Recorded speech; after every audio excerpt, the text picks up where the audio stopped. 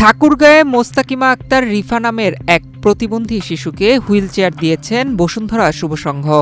২১ August বৃহস্পতিবার রাতে পৌর শহরের একটি রেস্তোরাঁয় শুভ সংঘ জেলা শাখার আয়োজনে এই প্রতিবন্ধী শিশুকে হুইল চেয়ার প্রদান করা হয়।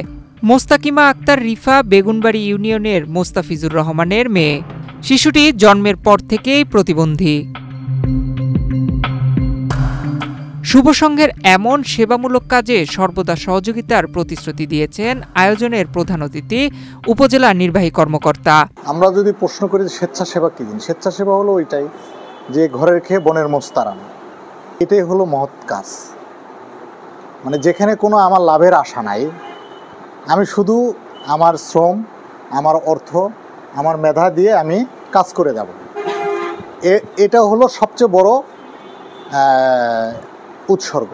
পদ্মা সেতু, মেট্রো রেল এবং এলিভেটেড এক্সপ্রেসওয়ে নির্মাণের গর্বিত অংশীদার বসুন্ধরা সিমেন্ট। হুইল চেয়ার প্রদান অনুষ্ঠানে আরও উপস্থিত ছিলেন বসুন্ধরা শুভ সংঘ কেন্দ্রীয় কমিটির পরিচালক জাকারিয়া জামান, জেলা কমিটির সভাপতি তাপস দেবনাথ, সাধারণ সম্পাদক রাশেদুল আলম, কালের কণ্ঠ ঠাকুরগাঁও জেলা প্রতিনিধি পার্থসারথী দাস সহ শুভ সংঘের অন্যান্য সদস্যরা। বৃক্ষরোপণ থেকে শুরু করে পরিবেশ নিয়ে নানা কাজ সবসময় হচ্ছে। আমরা চাই যেন আরো বেশি হয়। এটা তো আমার চাওয়া থাকবেই, স্বাভাবিক এটা, যে আমি চাইবো আরো বেশি যেন হয়। আমরা সব সময় আপনাদের পাশে ছিলাম, এখনো আছি, ভবিষ্যতেও থাকবো। শুধু আপনাদের আন্তরিক সহযোগিতা চাই। নয়ন বিশ্বাস, বাংলাদেশ প্রতিদিন।